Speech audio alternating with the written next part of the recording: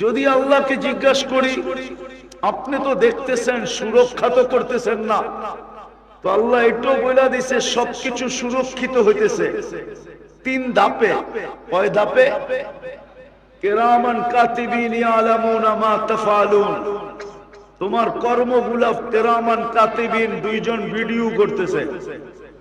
মা মিন কাউলিন ইল্লা লাদাইহি রাকিবুন আতীদ। সারাদিন যা বলো এটা দুই ফেরেশতা অডিও করতেছে। তৃতীয় সুরক্ষার পদ্ধতি বলতেছে ইয়ালামু খাইনাতাল আয়ুন ওমা তুফিস সুদূর। অন্তরে যা গাইতেছো আল্লাহ বলে স্বয়ং আমি নিজে সুরক্ষা করতেছি। চোখের ইশারায় কি বুঝাইতে চাইতেছো? এটা আমি আল্লাহ সুরক্ষিত করতেছি। তারপরে জিজ্ঞাসা করছে, এইবার বলো তুমি বাঁচবে তো বাঁচবে কি করে? বিদায় হুকুম ছাড়াই মানা ছাড়াই জীবনটা গড়বে না। আর করলেই কিন্তু আল্লাহর কাছে, করলেই কিন্তু আল্লাহর কাছে দামি হবে। নাইলে দুনিয়ায় সামান্য দাম হয়তো পাইতে পারেন, সাময়িক পাইতে পারেন, সাময়িক সাময়িক দাম পাইতে পারি, সাময়িক কিছু সময়ের জন্য, চিরস্থায়ী দাম না। চিরস্থায়ী দাম তো আল্লাহর কাছে। চিরস্থায়ী দাম তো আল্লাহর কাছে। আল্লাহ চিরস্থায়ী দাম দিবে। দুনিয়ার মানুষ দাম দিলেও ক্ষণস্থায়ী। আপনি বলেন ফালা ইয়ানসা মিন খালকিহি আহাদ ওয়া লাম ইয়াকুন লাহু কুফুয়ান আহাদ। আল হাইয়ুল কাইয়্যুম আলিকুল আযীম জাওয়াদুল কারীম হান্নান মান্নান ফাআলুন লিমা ইউরিদ। والصلاة والسلام على حبيبنا وحبيب ربنا مصطفى مجتبى محمد رسول الله صلى الله عليه وعلى آله وأصحابه وأتباعه صلاة وسلاما كثيرا كثيرا. أما بعد فأعوذ بالله من الشيطان الرجيم. بسم الله الرحمن الرحيم. وفي أنفسكم أفلا تبصرون. وقال رسول الله صلى الله عليه وسلم الكيس من دان نفسه وعمل لما بعد الموت أو كما قال عليه الصلاة والسلام.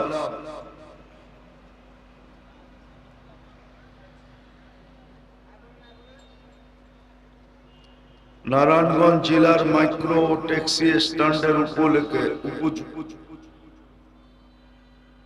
উদ্যোগে আয়োজিত উক্ত মাহফিলের সম্মানিত সভাপতি, উপস্থিত উলামায়ে কেরাম, এলাকার থেকে আগত মুসলমান ভাইয়েরা, বিশেষ করে যুবকরা, যদি শোনার সুযোগ থাকে তো পর্দার অন্তরালে মা ও বোনেরা, কোরআন হাদিস থেকে যতটুকু তেলাওয়াত করলাম আশা রাখি একই সামনে রেখে কিছু কথা রাখবো। সাথে সাথে সকলের কাছে অনুরোধ, যতটুকু শুনবো আর যতক্ষণ শুনবো পরিপূর্ণ মনোযোগ দিয়ে শুনে, কেননা এটা আল্লাহর আদেশ।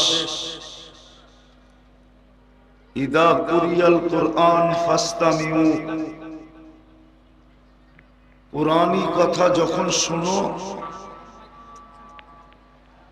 তো পরিপূর্ণ মনোযোগ দিয়ে শুনো। দ্বিতীয় আল্লাহর আদেশ হলো আনসিতু, যদিও বিলকুল রাস্তার সাথে লাগানো, পরিপূর্ণ নীরবতা তো সম্ভব না, তারপরও যতটুকু সম্ভব পরিবেশটাকে নীরব করব, কেননা এই দুইটা কিন্তু আল্লাহর হুকুম, দুটোটাই আল্লাহর। একটা হলো মনোযোগ দিয়ে শোনো, আরেকটা হলো পরিবেশকে নীরব বানায় শোনো, বিলকুল নীরবতার সাথে।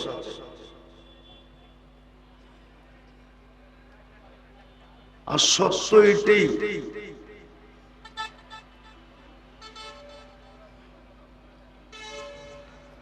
দেহটা তো আল্লাহ নিজের ইচ্ছায় আস্তে আস্তে আস্তে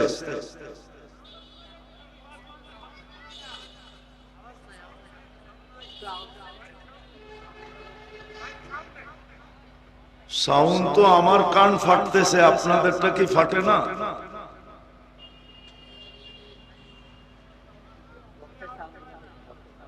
শুনেন শুনেন, শয়তানও শুনতে দিবে না, কেননা যদি আপনাকে শুনতে দিত, যদি আপনাকে শুনতে দেয় ভালো মতে, তাইলে তো আপনি পুরস্কারের গাঠি নিয়ে উঠবেন, ওর সমস্ত পরিশ্রম বিফলে যাবে। আমি চিনি এটা লিপ টাচ, লিপ লিপ বোঝেন? আপনি কানেরটা নিয়ে আসেন, এরকম মনে করেন না আমি এটা চিনি না। এটা আওয়াজ টানবে না, ডাইনে গেলেও টানবে না, বামে গেলেও টানবে না। আপনি কানেরটা নিয়ে আসেন, এটার নাম হইল লিপ টাচ। বোঝেন না? বোঝেন না? এটা গায়িকার জন্য বানানো হয়েছে, গান গাওয়ার জন্য, ওয়াজ করার জন্য না।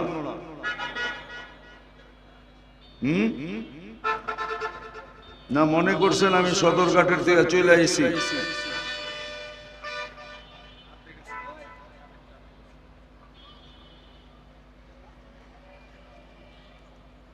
তো যেটা বুঝাইতেছিলাম, শয়তানও কিন্তু শুনতে দিবে না,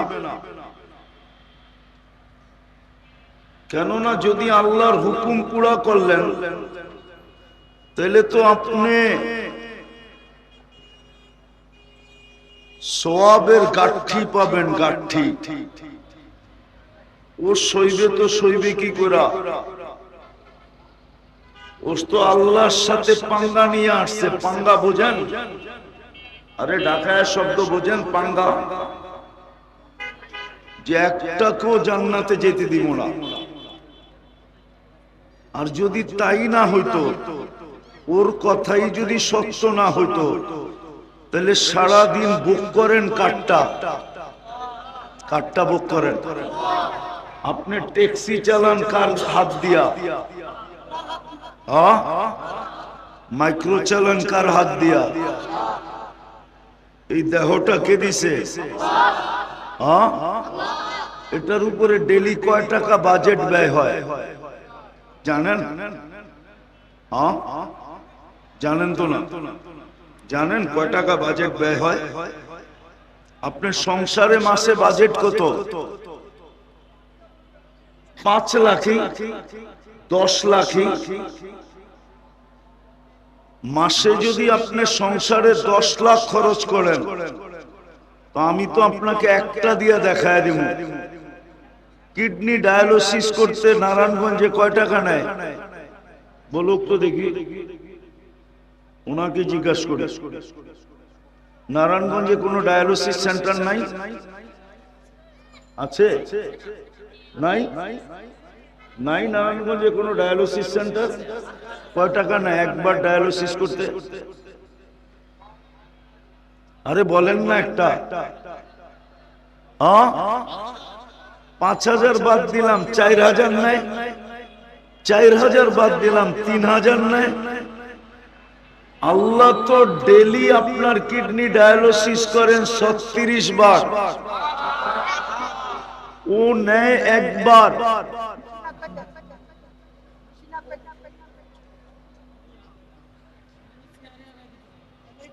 ও একবারে নেয় 3,000 টাকা। আরে লাগবে না ভাই, ওয়াজ শুনতে মনোযোগ লাগে, গান শুনতে আওয়াজ লাগে। আল্লাহর কাছে কি আওয়াজের শব্দ নাই? তাহলে আল্লাহ মনোযোগের শব্দ কেন বললো? ওয়াজ শুনতে মনোযোগ লাগে, গান শুনতে আওয়াজ লাগে। কেননা আওয়াজ ছাড়া গায়িকারও শরীরে শক্তি আসে না, গায়কেরও আসে না, আর যুবকেরও নাচতে ভাল লাগে না। ওয়াজ শুনতে লাগে মনোযোগ, আওয়াজ দরকার নাই। 1.25 লক্ষ সাহাবা যে সময় ছিলেন বিদায় হজে, কোন কোম্পানির লাউড স্পিকার ছিল ওইখানে? ছিল? উলামা বলুক যে একজনও আল্লাহর রসুলের কথা শুনে নাই। ও মনোযোগ দেওয়ার জন্য এমনি করে, যাতে বাড়ি কানের সাথে খায় আবার হাতের সাথে খায়, যাতে সহজে বোঝা যায়। তো যেটা বুঝাইতেছিলাম, একবার ডায়ালিসিসে কত টাকা? 3,000। আল্লাহ ডেলি আপনাকে আমাকে ডায়ালিসিস করেন 36 বার। 3,000 কে 36 দিয়ে পূরণ দেন তো। আরে 2 লাখ হবে না। দেখেন ক্যালকুলেটর তো লগই আছে মোবাইলে। 1,08,000 পার ডে দিতে হইতো, পার ডে। মাসে কত? আপনার উপরে বাজেট ব্যয় করতেছে, বাজেট বাজেট ব্যয় হইতেছে, বাজেট। ভাবতেছি শরীরটা এমনি চলতেছে, এই জন্যই তাফালিং দেখায় চলতে পারি। নুন আল্লাহর খাই, তারপরও গুণ গাই না। নুন কার খাই?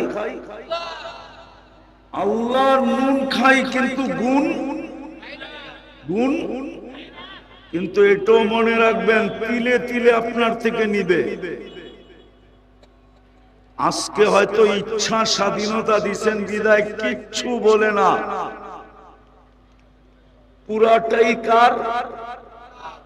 কার দেওয়া?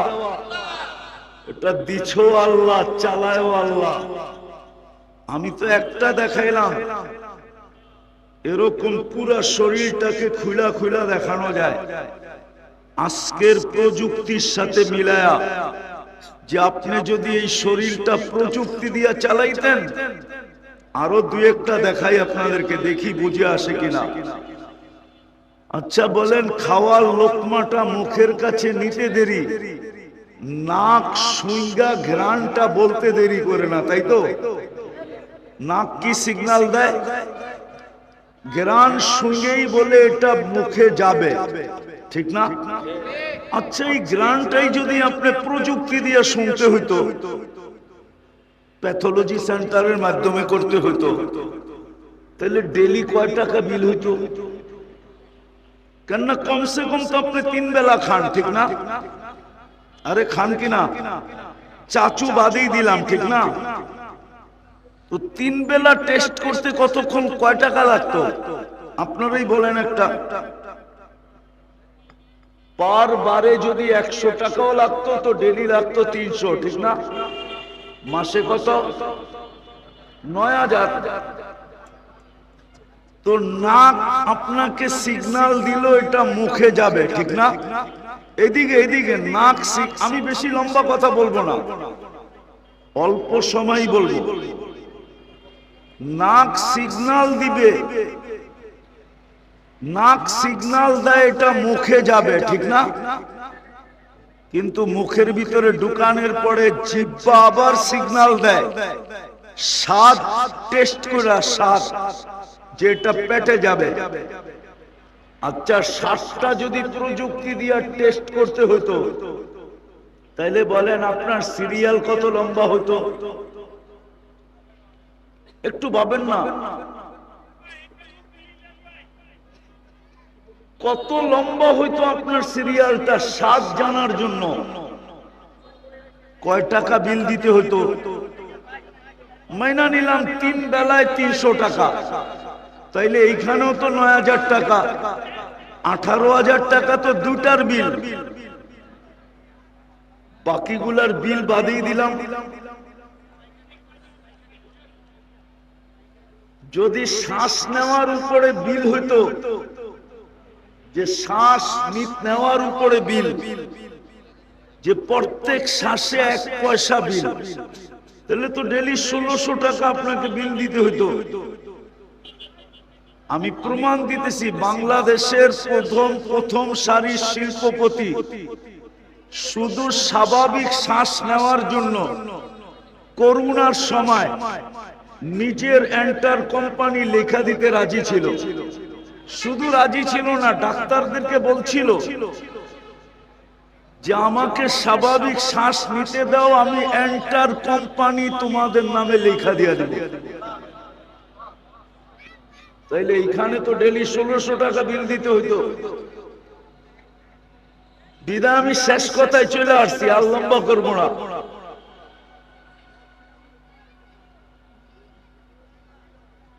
বুঝাইতে চাইতেছি, বুঝাইতে যদি বুঝে আসে, আর বুঝে না আসলে একদিন বুঝে আসবে অবশ্যই। ওই দিন বুঝ কোনো কাজে দিবে না, এটাও সত্য। আজকে আল্লাহ বুঝাইছেন তো কোরআন দিছেন, রসুল বুঝাইছেন তো হাদিস দিছেন, উলামারা দায় দায়িত্ব নিয়ে বুঝাইতেছেন। বুঝলে ভালো কথা, না বুঝলেও ভালো কথা। কেননা কালকে কিন্তু আপনাকে পুঙ্খানো জবাব দিতে হবে।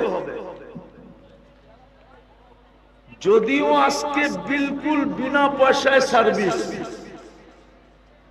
24 ঘন্টা আল্লাহ সার্ভিস দিতেছেন বিনা পয়সায়, কোনো পয়সা নেন না, উইদাউট পে। আল্লাহ 24 ঘন্টা সার্ভিস দিতেছেন। এইদিকে দেখেন, এইদিকে দেখেন, আমার দিকে ভালো মতে শুনেন। আল্লাহ কিন্তু 24 ঘন্টা আমাদেরকে সার্ভিস দিতেছেন, কিন্তু বুঝতে পারতেছি না কেন, এটাও আমি জানি। বুঝতে পারতেছি না, ইচ্ছা স্বাধীনতা দিছেন বিদায়। এটা যদি না দিতেন তাহলে মনে হয় সবাই বুঝে আসতো, কিন্তু না, আল্লাহ ইচ্ছা স্বাধীনতা দিছেন আমাদেরকে। বিদায় যেমন খুশি তেমন চলতে পারি, অথচ যেটা দিয়েই চলি এটা আল্লাহর দেওয়া। এটা কার দেওয়া? এর জন্য আল্লাহ এক জায়গায় দৃষ্টি আকর্ষণ করছেন, একটু আমাদের দৃষ্টিটা নিজের দিকে আকর্ষণ করতে চাইছেন। তো আল্লাহ এক জায়গায় বলছে, আমা কুনতা মা আম্মাহিনা,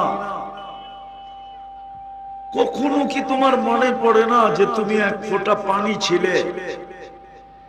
ফামান জাআলাকা তামা, বলো তোমাকে রক্তে রূপান্তরিত কে করলো? ওমান জাআলাকা মুদগা, রক্তপিণ্ডতে রূপান্তরিত কে করলো? ওমান জাআলাকা ইদামা, তোমার কঙ্কালটা কে তৈরি করলো?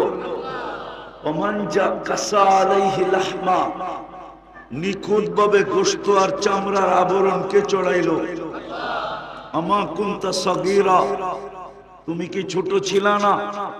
ফামান কাব্বারা, তোমাকে বড় কে করলো? আমা কুনতা যায়ীফা, তুমি কি দুর্বল ছিলে না? ফামান কাওয়াকা, তোমাকে সুঠামত্ব কে দিল? আমা কুনতা জাহিলা, তুমি কি অজ্ঞ ছিলে না? ফামান আল্লামা, তোমাকে শিক্ষাকে দিল। আমা কুনতা মিসকিনা, তুমি কি মার পেটের থেকে অসহায় আসো নাই? ফামান আগনাকা, তোমাকে স্বয়ং সম্পূর্ণ কে করলো? এখন তো বলি আল্লাহ, কিন্তু সারা দিনেও তো 100 বার আল্লাহ বলি না, ঠিক না? বলেন তো। আল্লাহ বলে তুমি নিশ্চয় ছিলে, তোমাকে স্বয়ং সম্পূর্ণ কে করলো? তারপরে আল্লাহ একটু খোলেন যাতে বিবেকে লাগে। তো আল্লাহ একটু খোলেন, তো আল্লাহ বলে ফালা লাকা সিন্নুন তাক্তা, আজকে তো দাঁত দিয়া খুব কাটো, যেই দিন আসছিলে ওই দিন দাঁত তো ছিল না। ওয়ালা লাকা উযুনুন তাসমা, কান তো ছিল কিন্তু শ্রবণ শক্তির কার্যকারিতা তো ছিল না। ওয়ালা লাকা আইনুন তানজুর, চক্ষু তো ছিল কিন্তু দৃষ্টি শক্তির কার্যকারিতা তো ছিল না। ওয়ালা লাকা আকলুন তুমাইয়িজ, মগজ তো ছিল, ভালো মন্দ তো তুমি বুঝতে না। ওয়ালা লাকা ইয়াদুন তাবতিশ, হাত তো ছিল কিন্তু ধরার ক্ষমতা তো ছিল না। ওয়ালা লাকা রিজলুন তামশি, পাও তো ছিল কিন্তু চলার ক্ষমতা তো ছিল না। আমা কুনতা কাযালিক, আল্লাহ জিজ্ঞাসা করে তুই কি এরকম ছিলি না? আজকে তো বাপ নিয়ে চলিস, ঠিক না? বাপ বোঝেন? বাপ, আরে মনে হয় বাপ বোঝেন না, ঠিক না? কি বাপ বললাম? বাপ আরেকটা শব্দ বললে হয়তো একটু খারাপ লাগতে পারে, এই জন্য শব্দের চেঞ্জ করলাম। নাইলে ডাইরেক্ট বলা যায় আল্লাহ বলে তুই তো অহংকার নিয়ে চলস। আসলেই তো সত্য, আমরা তো অহংকার নিয়ে চলি, ঠিক না? কি বলেন? আল্লাহ বলে এখানেই তো শেষ না, 24 ঘন্টা তোমাকে সুরক্ষিত করি বিদায় তুমি সুরক্ষা করি বিদায় তুমি সুরক্ষিত। আচ্ছা একটা উদাহরণ দেই, মনে হয় 2 দিন আগেও আপনারা দেখছেন সমস্ত খবরে বাহির হয়েছে ঢাকা শহরে জানলা বন্ধ রাখো। মনে হয় 2-4 দিন আগে খবরে আসছে, নেটে আসছে, সবাই জানলা, ঘরের কি জানলা, কেননা ঢাকা শহর এরকম দূষণ যুক্ত। কয়েকদিন আগে কুয়াশা ছিল না খুব, তো বলছে দূষণ এরকম যে জানলা বন্ধ রাখো। হতে পারে ঘরের ভিতরে দূষণ ঢুকবে, স্বাস্থ্যের জন্য ক্ষতিকর হবে। আর এরকম কথা ঢাকা শহরে আমি জন্মের পরের থেকে শুনতেছি। কিন্তু ঢাকা শহরে কি মানুষ কমতেছে না বাড়তেছে? হ্যাঁ হ্যাঁ, উচিত তো ছিল কমে যাওয়া। যখন দূষণ যুক্ত, তো কোন দিন সকালে উঠে শুনবেন যে অক্সিজেন পচে গেছে, টানতে দেরি, মরতে দেরি হবে না, ঠিক না? হ্যাঁ, তাহলে গুলশানের জমিনের দাম এত বাড়লো কেন? বলুক না ওনারা। গুলশান তো ছোটবেলা আমিও দেখছি, ওনারাও দেখছে মনে হয়। এত দাম বাড়লো কেন গুলশানের জমিনের? বাড়িদারাটা আরো বাড়লো কেন? ওটা তো এন্টারি জঙ্গল ছিল। বলেন, বাড়িদারা তো হলো ডিপ্লোমাজি, জুন সব এমবেসি এখানে, ওটা তো আরো বেড়ে গেছে। ধানমন্ডি এত বাড়লো কেন? ওটা তো বাজার ছিল, সবজি ধানের বাজার, ধানমন্ডি। ধান বেচতে তো আমিও দেখছি চোখে, বড় বড় নৌকা লাগতো। বলেন, মতিঝিল এত বাড়লো কেন? ওইখানে তো ঝিলি আসিল, আর ছিল কি নাইলে মতি ঝিল হইল কেমনে? তো দিন দিন দাম বাড়তেছে, মানুষের সংখ্যা বাড়তেছে, ঠিক না? দূষণ বিজ্ঞান বাহির করছে, কিন্তু অক্সিজেন খারাপ হয়ে গেছে এটা বাহির করতে পারে নাই। পারছে নাকি? অক্সিজেন কি ঢাকা শহরের একটা পিউন না? হ্যাঁ না পিউন না? হ্যাঁ না, মনে হয় বোঝেন না। দূষণ মানি, কিন্তু অক্সিজেন না, অক্সিজেনও দূষণ হলা।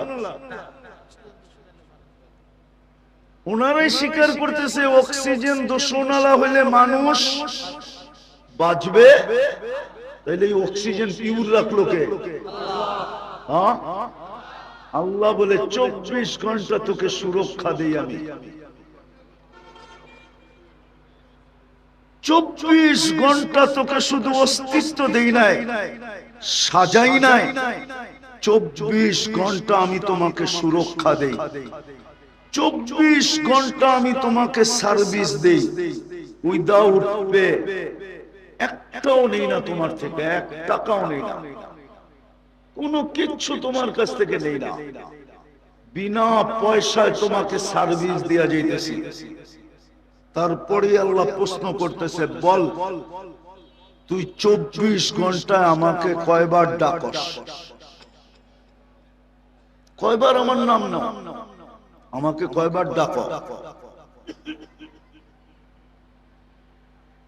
প্রথম প্রশ্ন, কালকে এই চেহারাটা কি করে দেখাবা?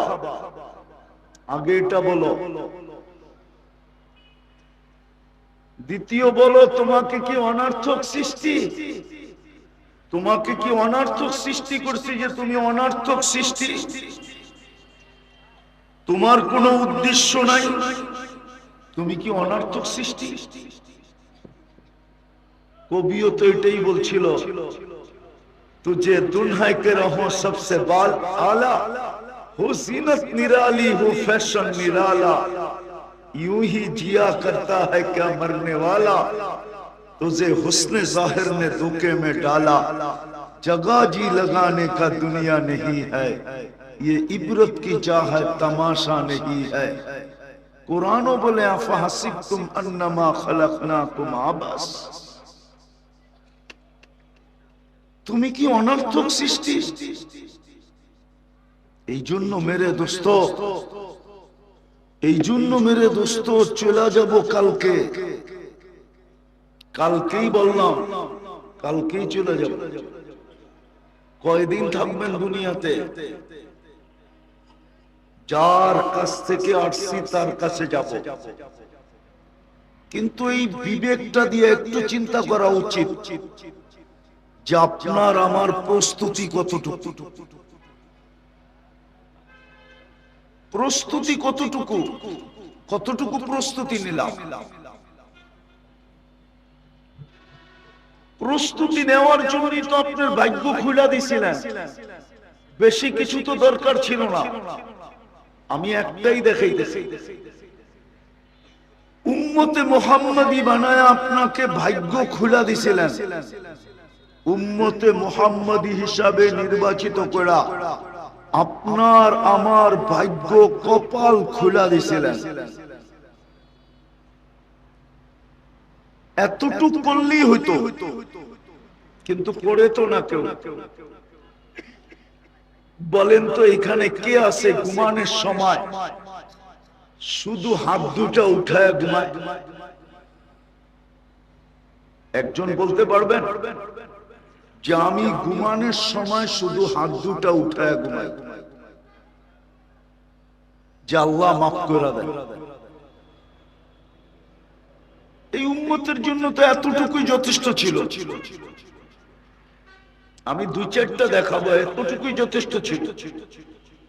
নাইলে আদম আলাইহিস সালাম কেন বললেন আমি প্রথম মানুষ, প্রথম নবী, প্রথম রাসূল? একটা ভুল হলো, একটা, আমাকে 350 বছর কাদায়া মাফ করলেন। উম্মতে মুহাম্মাদি সারা দিন গুনাহ করবে, রাত্রে ডাইকা ডাইকা মাফ করে দিবেন। বুখারী শরীফে আছে, আমাদেরটা বোঝেন, কাজে দিবে। নাইলে কিন্তু চিত্র আরেকটাও আছে, আমি আপনাদেরকে দেখাইতে পারি। কেননা আমি দুনিয়া কম দেখি নাই, মাত্র 103টা দেশ দেখছি এই পর্যন্ত, আর 60টা মহাদেশ দেখছি শুধু। তাহলে হাজারো কবর আমাকে কাঁদাইতো না, আর হাজারো স্মৃতি আমাকে কাঁদাইতো না। হাজারো দুনিয়ায় স্মৃতি আছে। কবি বলছেন না, পরা রহ জায়েগা यही ঠাট সারা। ঐতিহ্য পড়া থাকবে, শুধু ঐতিহ্য। ঐতিহ্য মানুষকে মাঝে মাঝে কাঁদায়, আমাকেও কাঁদাইতো না।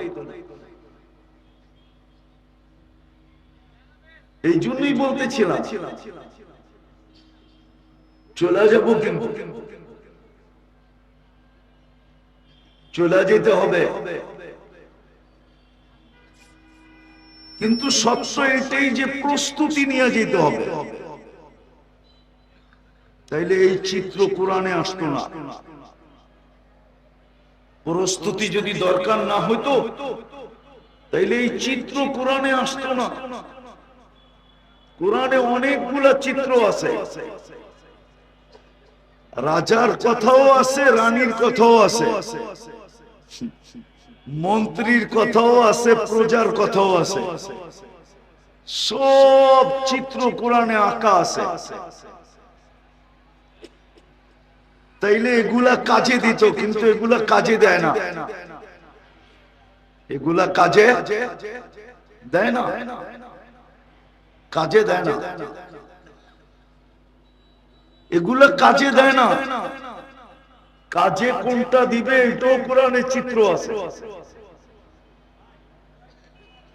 তো যেটা বুঝাইতেছিলাম যে উম্মতে মুহাম্মাদি বানায় আপনার ভাগ্য খুলে দিছিলেন। প্রথম মানুষ, প্রথম নবী, প্রথম রসুল এক ভুলে 350 বছর কাঁদাইলেন। 350 বছর কাঁদাইলেন, 350 বছর কাঁদাইলেন। কিন্তু আপনাকে তো ডেলি ডাইকা ডাইকা মাফ করতে চাইতেছেন। আরে বাবা, এই যে বাবা, এই যে ভলান্টিয়ার, এই যে ভলান্টিয়ার, এদিকে দেখো, এদিকে দেখো, ভলান্টিয়ার দেখো। তুমি মানুষকে ছেড়ে দাও না, দাঁড়ায় আছে তো দাঁড়ায় থাকো। তোমারে মনে হয় কেউ তাশকিল করছে যাতে তুমি হই হুল্লা করবা, কেউ শুনতে পারবে না কথা।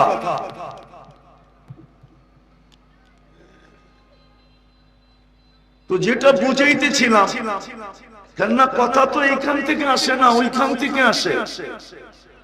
মনে হয় আপনি মানতে রাজি না, কথা কি এইখান থেকে আসে? কথা এইখান থেকে আসে না, কথা ওইখান থেকে আসে। আর কসম খোদার, আল্লাহর হুকুম না মানলে বক্তা শুধু চিল্লায় চলে যাবে। আল্লাহর হুকুম মানেন, এই জন্যই প্রথম বলছিলাম যে মনোযোগ হইতে হবে আর পরিবেশটা নীরব হইতে হবে। কেউ দাঁড়ায় শুনতে ভালোবাসতেছে, দাঁড়ায় শুনতে দেন। আপনার হইহুল্লা করার তো দরকার নাই। কারো বসতে ভালো লাগতেছে, বসবে, কিন্তু আপনি হইহুল্লা করে সম্পর্কটা কেন নষ্ট করতেছেন? তো যেটা বুঝাইতেছিলাম, আল্লাহর হুকুম মানা ব্যতীত এই ছোট জীবনটা গড়বে না। আর যদি না গড়ল, তাহলে কালকে দাঁড়ানো যাবে না, সামনে দাঁড়ানো যাবে না। সত্য এটা মেনে নেন।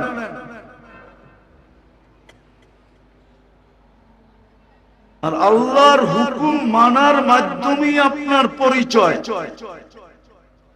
দুনিয়ায় পরিচয় হাজারো জিনিস দ্বারা হয়, আমি মানি, এটা আমি অস্বীকার করি না। কিন্তু আল্লাহ রসুলের কাছে পরিচয় হবে শুধু হুকুম মানার দ্বারা। যে যত মানবে তার পরিচয় তত হবে। নাইলে আপনি ভাবেন বেলাল তো কৃতদাসী ছিল, ঠিক না? হ্যাঁ, ওর বাড়ি দেখলে কান্না আসে কেন? আমি তো 6 বার দেখা বলতেছি, না দেখা না, আমি ইথিওপিয়া 6 বার গেছি, 6 বার। ওর বাড়ি তো দেখলে 6 বারই কান্না আসে, 6 বার কান্না আসে। যতবার দেখবে ততবারই কান্না আসে। কেন আসে? বেলাল রাদিয়াল্লাহু তাআলা আনহুর ভিতরে কি জাদু আছে? ও তো ইথিওপিয়ার মানুষ। 1400 বছর আজকের গুলা দেখলেই পছন্দ হয় না। কালো তো কালো, ডম নাই। তো 1400 বছর আগে কেমন ছিল বলেন? শুধু আল্লাহর হুকুম মানছে, আর কিছু না। নিজেকে আকর্ষণের পাত্র বানাইছে আল্লাহর হুকুম মানার দ্বারা। এতটুকু উঁচায় উঠাইছে, এতটুকু উঁচায়। আজকে তো আমাদের হাজারো পরিচয়, বেলালের তো কোনো পরিচয় ছিল না। ছিল তো ছিল, ইথিওপিয়ার কৃতদাস ছিল। স্বাধীন হইছেন তো অনেকদিন পরে, কিন্তু রাদিয়াল্লাহু তাআলা আনহু জমিনে হাঁটলে জান্নাতে পদধ্বনি হয়। এটা কি যথেষ্ট না? বাকিগুলা বাদই দিলাম। তো যেটা বুঝাইতেছিলাম এলোমেলো কইরা, আমার কাছে আজকে একটা এলোমেলোই লাগতেছে। প্রস্তুতি নিয়ে গেলে কিছু মিলবে, নাইলে আপনি আপনার ধারণার ভিতরে হারায়া থাকবেন।